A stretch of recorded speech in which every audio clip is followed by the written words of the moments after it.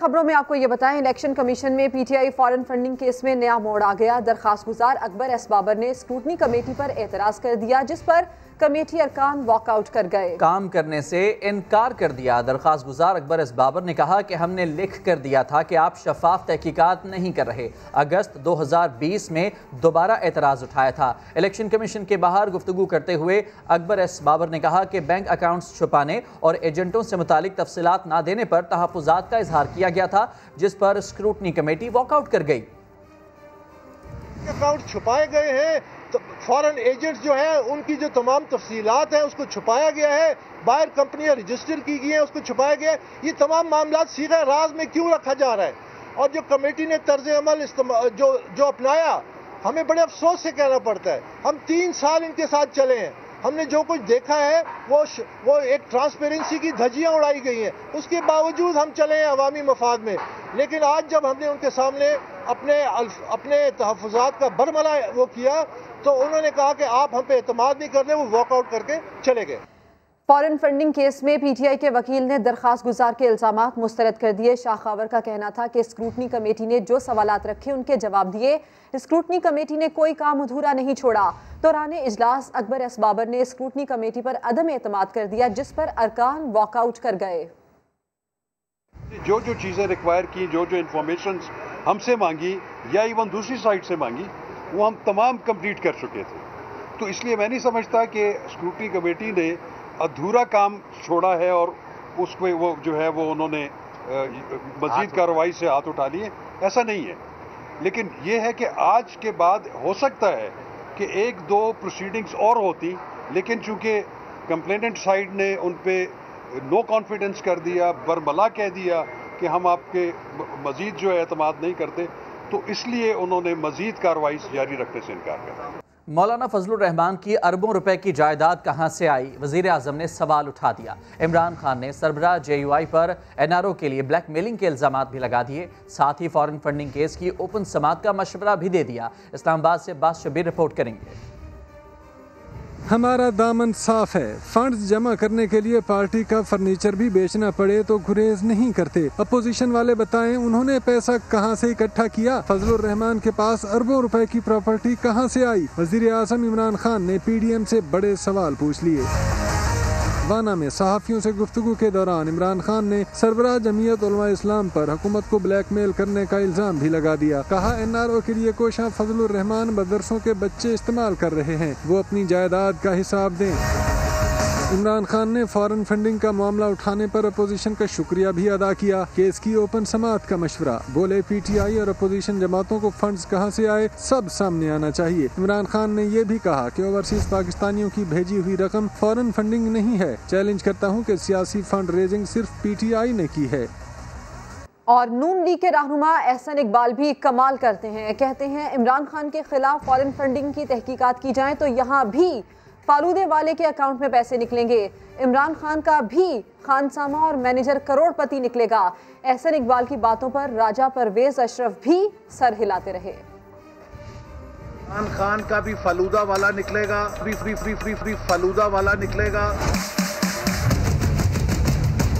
2 अरब मेरे ख्याल से बताया। 1 मिलियन कितना 11 मिलियन। अगर औरों के फालूदे वाले हैं तो क्या हुआ? अगर औरों के खानसामों और मैनेजरों के अकाउंट्स में मनी लॉन्ड्रिंग का पैसा आया है तो क्या हुआ? इमरान खान के खिलाफ फॉरेन फंडिंग केस में तहकीकात करें, वहां भी फालूदे वाले मिल जाएंगे। नून लीग के रहनुमा एहसन इकबाल भी की अजीब मंतक ले आए। और मजे की बात ये कि बराबर में खड़े PP रहनुमा राजा परवेज हाँ में सर हिलाते रहे। अगर नैब, FIA और पाकिस्तान के तहकीकाती इदारे इमरान खान की फॉरेन फंडिंग की तहकीकात करें तो आपको पता चलेगा कि इमरान खान का भी फालूदा वाला निकलेगा, इमरान खान का भी खानसामा मिलीनियर निकलेगा, इमरान खान का मैनेजर भी करोड़पति निकलेगा।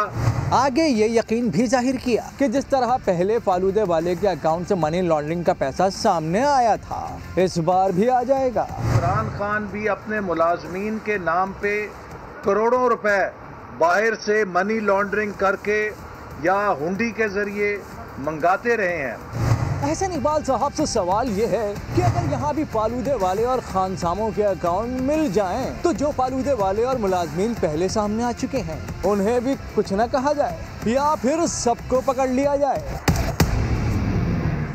وزیر اعظم عمران خان نے وزیرستان کے عوام کی دیرینہ خواہش پوری کر دی۔ 3 اور 4G سروس آج سے شروع کرنے کا اعلان کر دیا۔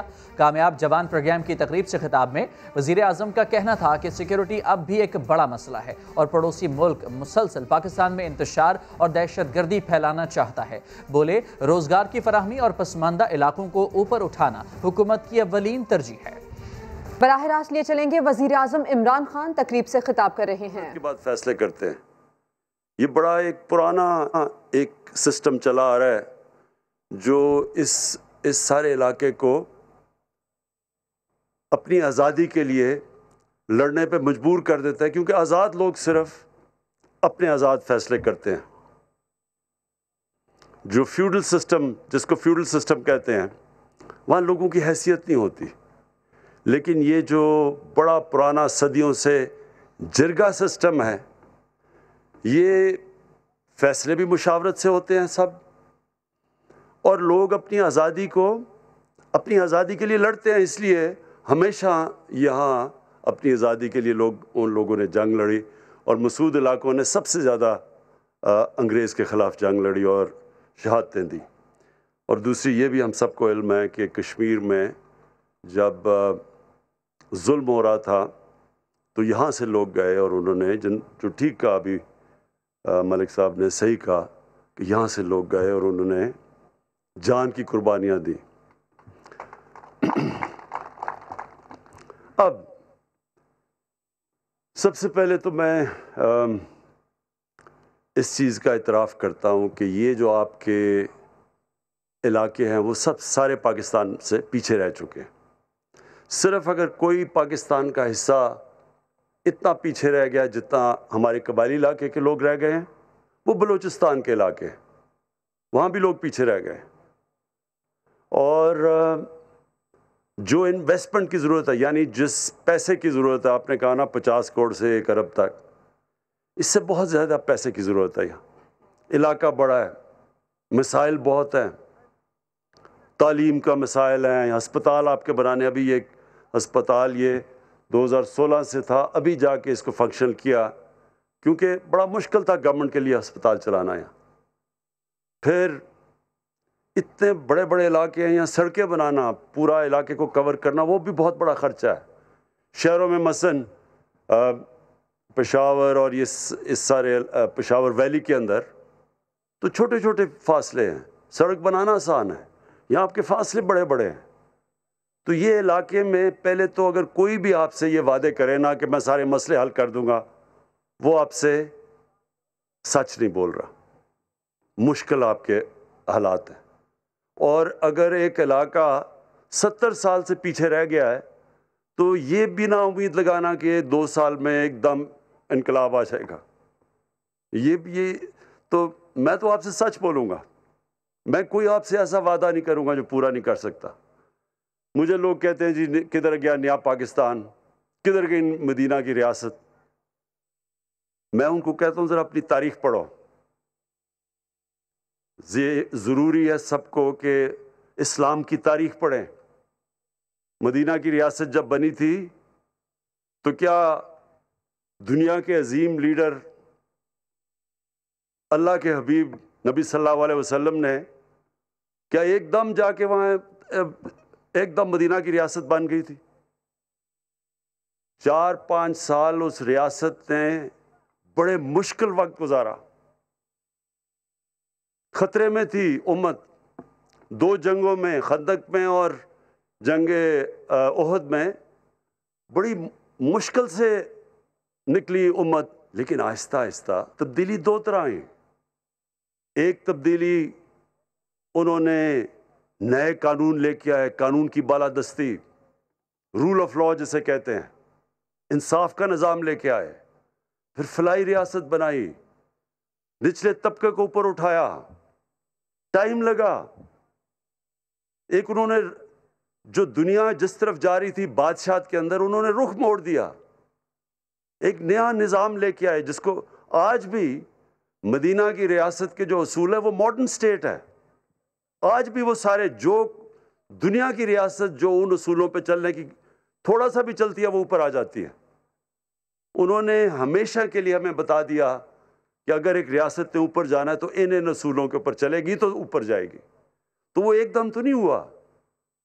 وہ اصول انہوں نے بنائے, اس کے اوپر ریاست نے چلنے کی کوشش کی, مشکلات آئیں, اور پھر دیکھتے دیکھتے دنیا کی تاریخ کا سب سے بڑا انقلاب آیا. تو آپ کے سامنے وہ جدوجہد تو ہو رہی ہے پاکستان میں. آج وہ پاکستان میں وہ جو انقلاب ہے اس کی شروعات تو ہو چکی ہیں. اور اگر آپ نے دیکھنا ہے کہ کیسے شروع ہوئی تو یہ سارے چوروں کا ٹولہ جو اکٹھا ہو کے ہر دوسرے دن سڑکوں پہ آ جاتا ہے, ان کی جب آپ شکلیں دیکھیں گے اور جب آپ دیکھیں گے سب اکٹھے ہو گئے ہیں تو آپ کو سب کو مطمئن ہونا چاہیے کہ انقلاب آنا شروع ہو گیا پاکستان میں. جب ایک معاشرے کے سارے بڑے بڑے ڈاکو جو 35 سال سے اس ملک کو لوٹ رہے تھے, وہ جب سب اکٹھے ہو جاتے ہیں اور پھر ایک حکومت کہتی ہے میں نے ان کو NRO نہیں دینا, جتنی مرضی بلیک میل کریں. جنرل مشرف, فوج اس کے نیچے, آرمی چیف, ملک کا پریزیڈنٹ, امریکہ اس کے ساتھ, ججز اس کے نیچے, نیب اس کے نیچے, اس نے انہی ڈاکوؤں کے سامنے 2 دفعہ NRO دیا. نہیں برداشت کر سکا, پریشر نہیں برداشت کر سکا وہ بھی. تو جو اصل تو تبدیلی یہ اس طرح آتی ہے جب ایک ریاست کھڑی ہو جاتی ہے اور کہتی ہے قانون کے اوپر کوئی نہیں.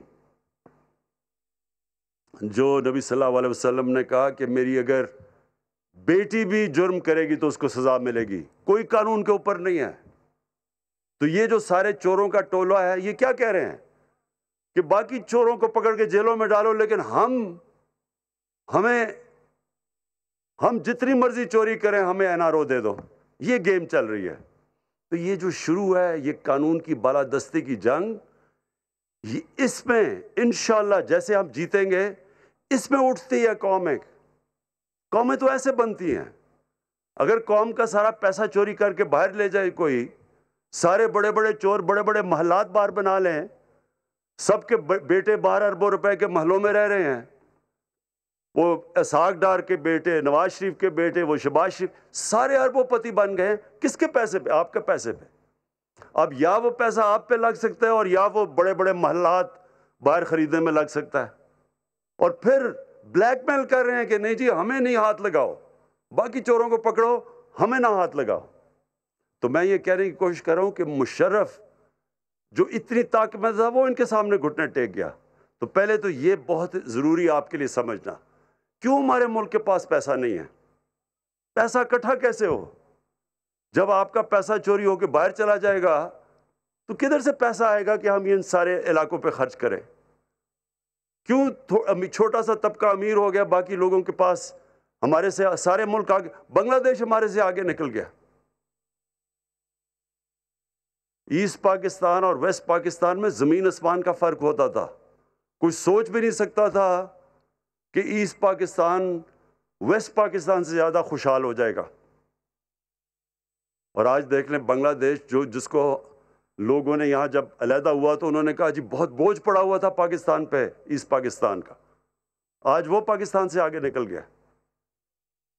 تو جب ایک ملک کے اندر بڑے بڑے ڈاکو ملک کی سربراہی کرتے ہیں, وہ ملک ترقی نہیں کر سکتا, وہ خوشحال نہیں ہو سکتا. ایک آپ فیکٹری کے اوپر ایک ڈاکو کو بٹھا دیں, آپ کی فیکٹری بیٹھ جائے گی, وہ اس کا دیوالیہ نکل جائے گا. تو میں صرف آپ کو یہ کہہ رہا ہوں کہ ہم ایک مشکل حالات سے نکل رہے ہیں.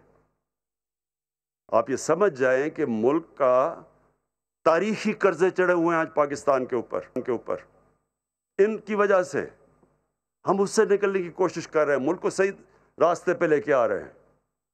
یہ مطمئن ہو جائیں کہ اللہ نے جو چیزیں, جو وسائل, جو نعمتیں پاکستان کو بخشیں, کوئی مقابلہ نہیں کرے گا ہمارا چند سالوں میں اگر ہم قانون کی بالادستی. کوئی ملک ترقی نہیں کرتا قانون کی بالادستی کے بغیر. کوئی ملک نہیں ترقی کرتا جدھر طاقتور کے لیے قانون اور کمزور کے لیے دوسرا. کوئی ملک نہیں ترقی کرتا. اور یہ کس نے کہا تھا؟ ہمارے نبی صلی اللہ علیہ وسلم نے کہا تھا. انہوں کی حدیث تھی، بڑی قومیں تمہارے سے پہلے تباہ ہوئیں جدھر طاقتور کے لیے این آر او اور چھوٹے چور کے لیے جیل. تو ہمارے لیے ایک نیا دور شروع ہو رہا ہے، اور یہ دور، اس کے اوپر جو میرا نظریہ انصاف کی تاریخ وہ شروع ہو رہی ہے. ہمیشہ تبدیلی جس کو ریفارمز کہتے ہیں، اصلاحات کہتے ہیں، وہ تکلیف دہ ہوتی ہیں. کوئی بھی مجھے دنیا میں ملک بتا دیں جس میں تبدیلی آ رہی ہو، ریفارمز ہو رہی ہو، اصلاحات ہو رہی ہوں اور وہ آسان ہو. جو بھی ملک اٹھا ہے، جب جرمنی تباہ ہو گیا تھا، جب جاپان تباہ ہو گیا تھا دوسری جنگ عظیم کے بعد، تو ان کو کتنی دیر لگی تھی. مشکل وقت سب نے گزارا، لیکن وہ قومیں کھڑی ہو گئی. تو جب ایک ملک کے اوپر تاریخی قرضے چڑھ جائیں، اس کا دیوالیہ نکل جائے، تو تھوڑی دیر وہ مشکل وقت سے گزرنا پڑتا ہے. پہلے میں آپ کو یہ واضح کر دوں، اس لیے جب آپ کہتے ہیں، میرے خیال میں ہم اگر یہاں ان سارے علاقوں میں یہ جو پیچھے آپ کے رہ گئے، اگر ہمارے پاس آج پیسہ ہوتا، اگر ہم یہاں انویسٹ کرتے، یہاں بڑی تیزی سے یہ علاقے، یہاں وسائل آپ کے پاس بہت زیادہ ہے، یہ بڑی جلدی تبدیلی آ سکتی ہے.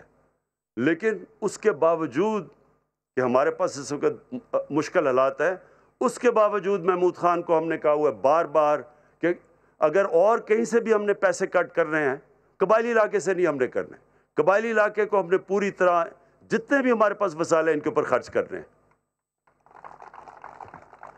میں محمود خان کو لے کے اس لیے آیا ہوں کہ ان کو جو بھی ابھی آپ نے جو آسنامہ پڑھا، اس میں کئی چیزیں، مثلا آپ کے وہ کمپنسیشن دینی تھی، اس کا جو ٹوکنز دے رہے، جو کمپنسیشن، اس کے لیے محمود خان کو پتہ ہے. جو آپ کا پانی کا مسئلہ ہے، آپ کو بہت زیادہ چھوٹی چھوٹی چیک ڈیمز چاہیے. سب سے بڑے مسئلے تو یہ ہیں کہ آپ کو پانی گاؤں میں فراہم ہو، صاف پینے کا پانی. اس کے بعد جو آپ کی سڑکیں ہیں وہ تیسرے نمبر پہ آئیں گی. اس سے پہلے آپ کا تعلیم کا نظام، یہاں بچوں کو تعلیم کی بہت ضرورت ہے.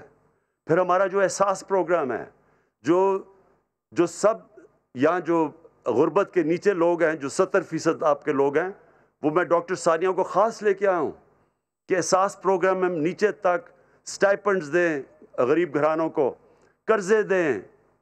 پھر جو ہم جانور دیتے ہیں گھروں میں خواتین کو تاکہ وہ اپنی آمدنی اوپر کریں، دودھ ہو گھر میں، یعنی مرغیاں، انڈے، یہ غریب گھرانوں کے لیے ہم نے یہ بھی پروگرام لے کے آئے ہوئے ہیں. اور جو کامیاب جوان جو آج ہم نے بڑے بڑے قرضے دیے ہیں، اس کے اندر وہ بھی یہ ساؤتھ وزیرستان میں سب سے زیادہ ہم دیں گے، کیونکہ یہاں آپ کا یوتھ سب سے زیادہ ہے اور بے روزگاری سب سے زیادہ ہے. تو ان کے لیے بھی آج جو پروگرام ہم نے لانچ کیا. اور پھر ایک اور فیصلہ کیا ہے ایجوکیشن سٹی کا. زمین بھی آ گئی ہے اور یہ پختونخوا کی گورنمنٹ اب 5000 کنال کے اوپر پوری ایجوکیشن سٹی بنانے لگی ہے. یہاں سارے علاقے کے لوگوں کے لیے اب ہم وہ ہیلتھ انشورنس دے رہے ہیں، ہیلتھ کارڈ آپ کے لیے، ہر خاندان کے لیے، کہ کسی بھی ہسپتال میں جا کے 7 لاکھ روپے تک آپ کا مفت علاج ہو سکتا ہے. کوشش ہماری یہ ہے کہ جتنے بھی آپ کے بنیادی مسئلے ہیں وہ ہم حل کریں. جو آپ نے ابھی بات کی ڈسٹرکٹ کی، وہ تو میں جانتا ہوں کہ زمین کے لیے یہاں آپ کی کتنا پیار ہے اپنی زمین کے ساتھ، اور اس لیے میں نے محمود خان کو کہا کہ آپ کے ساتھ بیٹھ کے مشاورت کرے. کوئی فیصلہ آپ کی مشاورت کے بغیر نہیں ہوگا. جو بھی فیصلہ ہوگا، جب تک آپ مطمئن نہیں ہوں گے وہ ہم فیصلہ نہیں کریں گے. تو یہ اس کے اوپر بھی آپ مطمئن ہو جائیں. واضح کر دیتا ہوں کہ ہماری اس وقت پرائیورٹی ہے، ہم نے وزیرستان خاص طور پہ جدھر سب سے زیادہ تباہی ہوئی جنگ کی وجہ سے، اس لیے وزیرستان کو ہم نے سب سے زیادہ آگے رکھنا، اور پھر باقی سارے قبائلی علاقہ اور بلوچستان، اور خاص طور پہ جنوبی بلوچستان جو کہ پیچھے رہ گیا، اس کے اوپر میری حکومت کی سب سے زیادہ توجہ ہے. اور انشاءاللہ آپ کو یہ نظر آنا شروع ہوگا کہ جو اب ہم آپ کے لیے کام کر رہے ہیں آپ کو نظر آئے گا کہ نیا وزیرستان بننے جا رہا ہے. شکریہ. وزیر اعظم عمران خان جنوبی وزیرستان میں قبائلی عمائدین سے خطاب کر رہے تھے. انہوں نے کہا کہ یہاں کے لوگوں نے ہمیشہ ظلم اور دہشت گردی کے خلاف جنگ لڑی ہے, جانوں کی نذرانے پیش کیے ہیں. سب کے لیے ضروری ہے کہ اسلام کی تاریخ کو ضرور پڑھیں. وزیر اعظم نے یہ بھی کہا کہ جرگے میں فیصلے مشاورت سے کیے جاتے ہیں. یہ اعتراف کرتا ہوں کہ یہ علاقے سارے پاکستان سے پیچھے رہ گئے, لیکن اب ایسا نہیں ہوگا. عالمی منظرنامے سے خبر یہ کہ امریکی صدر ڈونلڈ ٹرمپ نے صدیوں پرانی روایت کو توڑ دیا. صدارت مدت ختم ہونے کے بعد ڈونلڈ ٹرمپ نے وائٹ ہاؤس چھوڑ دیا. ایسا امریکی تاریخ میں پہلی بار ہوا ہے کہ کوئی صدر نو منتخب صدر کا استقبال کیے بغیر وائٹ ہاؤس سے چلا گیا. ڈونلڈ ٹرمپ نو منتخب صدر جو بائیڈن کا رسمی استقبال نہیں کریں گے اور نہ ہی تقریب حلف برداری میں شرکت کریں گے. بالکل, امریکہ کی سیاسی تاریخ میں یہ پہلی بار ہونے جا رہا ہے کہ وائٹ ہاؤس سے جانے والا صدر آنے والے صدر کو خوشامدید نہیں کہے گا. ٹرمپ آج اپنا بوریا بستر لے کر فلوریڈا روانہ ہو جائیں گے. امریکہ کے صدر کا آخری دن اس بار انتہائی انوکھا ہونے والا ہے. ڈونلڈ ٹرمپ نو منتخب صدر جو بائیڈن کا رسمی استقبال نہیں کریں گے اور نہ ہی تقریب حلف برداری میں وہ شرکت کریں گے. وہ آج ہی اپنی فلوریڈا والی رہائش گاہ پر روانہ ہو جائیں گے اور وہیں قیام کریں گے. انہیں 200 سروس ممبرز الوداع کہیں گے. اس سے قبل صدر ٹرمپ نو منتخب صدر جو بائیڈن کو دارالحکومت لانے کے لیے سرکاری جیٹ دینے سے بھی انکار کر چکے ہیں, جس کے بعد یہ بھی پہلی بار ہوا ہے کہ نیا صدر چارٹرڈ طیارے کے ذریعے اپنی فیملی کے ساتھ واشنگٹن پہنچا ہے. امریکہ کی سیاسی تاریخ کا یہ پہلا اور انوکھا تجربہ ہوگا جب وائٹ ہاؤس سے جانے والا ایک صدر آنے والے دوسرے صدر کو خوش آمدید نہیں کہے گا, نہ ہی تقریب حلف برداری میں شرکت کرے گا. ٹرمپ آج اپنا بوریا بستر لپیٹ کر فلوریڈا روانہ ہو جائیں گے. بالکل, اور امریکہ کی تاریخ میں وہ سب ہو رہا ہے جو پہلے کبھی نہیں ہوا ہے. اس وقت ہم مناظر بھی آپ کو دکھا رہے ہیں. امریکی صدر جن کے لیے تقریب رکھی گئی ہے, الوداعی تقریب, اس سے وہ خطاب کرنے کے لیے پہنچ چکے ہیں اور یہاں پر وہ خطاب کریں گے. اور امریکہ کی تاریخ میں اس سے پہلے کبھی نہیں ہوا ہے کہ ایک نیا صدر آنے والے کو استقبال نہ کرے. اس وقت وہ خطاب کر رہے ہیں. آئرلینڈ میں امریکہ کے سبکدوش صدر ڈونلڈ ٹرمپ الوداعی تقریب سے خطاب کر رہے تھے. اپنے خطاب میں اپنے دور کی کارکردگی کو گنواتے رہے. 4 سال بہترین تھے, سب کا شکریہ ادا کرتا ہوں. انہوں نے کہا کہ ہم امریکی عوام سے پیار کرتے ہیں. ہم نے اپنے دور میں نئی خلائی فورس بنائی. ہم دنیا کے سب سے بہترین ملک ہیں. ڈونلڈ ٹرمپ نے کہا کہ ہمارے پاس دنیا کی بہترین معیشت ہے. خبروں کے سلسلے کو آگے بڑھاتے ہیں. مراد علی شاہ اپنی ہی صوبائی حکومت سے دھوکہ کرتے رہے. وزیر اعلیٰ سندھ نے کرپشن کی اور صوبائی کابینہ کو غلط حقائق بتائے. نیب ریفرنس میں وزیر اعلیٰ پر سنگین الزامات لگائے گئے. عدالت نے ریفرنس کے ساتھ جمع ریکارڈ پر اعتراضات عائد کر دیے. تفصیلات جانتے ہیں سہیل رشید کی رپورٹ میں. منصوبہ تھا اومنی گروپ کا کالا دھن سفید کرنا. سہارا لیا گیا نوری آباد میں پاور پلانٹس کے منصوبے کا. منصوبہ ساز تھے عبدالغنی مجید, سہولت کار بنے مراد علی شاہ. کابینہ کو عوامی فلاح کا منصوبہ دکھا کر بغیر فیزیبلٹی منظور کرایا اور قومی خزانے کے 8 ارب روپے اس میں جونک دیے. نیب ریفرنس میں وزیر اعلیٰ سندھ مراد علی شاہ پر بڑے الزامات. ریفرنس میں کہا گیا ہے کہ مراد علی شاہ نے بطور وزیر توانائی و خزانہ اختیارات کا غلط استعمال کیا. اومنی کے ہی کنسلٹنٹ خورشید جمالی کے مشورے پر منصوبوں کا آغاز ہوا اور پبلک پرائیویٹ پارٹنرشپ کی آڑ میں 8 ارب کے علاوہ 2 کمپنیوں کو 3 ارب روپے کا قرض بھی مراد علی شاہ نے جاری کروایا. سابق سیکرٹری توانائی آغا واصف بھی شریک ملزم نامزد. ریفرنس میں نوری آباد پلانٹ کو کے الیکٹرک گریڈ سے ملانے کے لیے ٹرانسمیشن لائن کا ٹھیکہ بھی غیر شفاف بولی سے دینے کا الزام. مراد علی شاہ سمیت تمام 17 ملزمان کرپشن کی سیکشن 9(1), 4, 6, 11 اور 12 کے تحت جرم کے مرتکب قرار. احتساب عدالت نے ریفرنس کے ساتھ جمع ریکارڈ میں صفحات کی ترتیب اور بائنڈنگ غلط ہونے پر اعتراضات عائد کر دیے. نیب کو اعتراضات دور کر کے ریکارڈ دوبارہ جمع کرانے کی ہدایت کر دی ہے. سہیل رشید, سما, اسلام آباد. خبر شامل کریں گے لاہور سے, جہاں بھتہ خور پھر سر اٹھانے لگے ہیں. شہر میں 34 گروپ لوٹ مار میں ملوث ہیں. صرف کینٹ ڈویژن میں 17 گروہ بھتہ لیتے ہیں. ایئرپورٹ روڈ, والٹن روڈ, غازی روڈ اور چنگی امر سدھو میں بھی بھتہ خوری جاری ہے. مزید بات کریں گے. سما کے نمائندے ریاض احمد ہمارے ساتھ موجود ہیں. ریاض, بتائے گا گروپس کی تعداد بھی پتہ ہے, علاقوں کا بھی پتہ ہے, پھر کارروائی کیوں نہیں ہوتی؟ جی, پولیس نے جو ایک فہرست پولیس نے مرتب کی ہے اس کے مطابق کینٹ ڈویژن میں سب سے زیادہ بھتہ خور ہیں. اس میں ان کی تعداد 17 ہیں اور اسی طرح سٹی ڈویژن میں دوسرے نمبر پر ہیں 9 بھتہ خور ہیں और इकबाल टाउन डिवीजन जो है इसमें कोई बताखोर नहीं, जो पुलिस की तरफ से एक फहरिस्त मुरतब की गई है। और दूसरी तरफ सदर डिवीजन में 2 हैं, सिविल लाइन में 3 है और मॉडल टाउन डिवीजन में भी 3 बताखोरों की फहरिस्त में जो है जारी की गई है, उसमें उनके नाम हैं। इनके बाकायदा नाम, एड्रेस, ये भी पता है कि कितने मुकदमात इनके खिलाफ दर्ज हैं और इलाकों का भी पता है। लेकिन पुलिस जो है इस वक्त उनका सबसे बड़ा टारगेट जो है वो कब्जा ग्रुप हैं। पहले वो कब्जा ग्रुपों को हाथ डाल रहे हैं, उसके बाद पुलिस का ये दावा है कि उसके बाद भत्ताखोरों को वो गिरफ्तार करेंगे और तीसरे नंबर पर जब वो हाथ डालेंगे तो वो बदमाशों को हाथ डालेंगे जो मंशियात फरोश हैं और दीगर इस तरह के जराइम में मुलविस हैं। लेकिन उनका ये कहना था कि अब भत्ताखोरों की जल्द बारी आने वाली है और भत्ताखोरों को जल्द गिरफ्तार किया जाएगा। भत्ताखोरों की जल्द बारी आने वाली है, ऐसा कहना है पुलिस हुकाम का। तफसीलात के लिए आपका शुक्रिया रियाज अहमद। बुलेटिन से इतना ही। एक ब्रेक के बाद आप देख पाएंगे प्रोग्राम 7 से 8। देखते रहिए समा।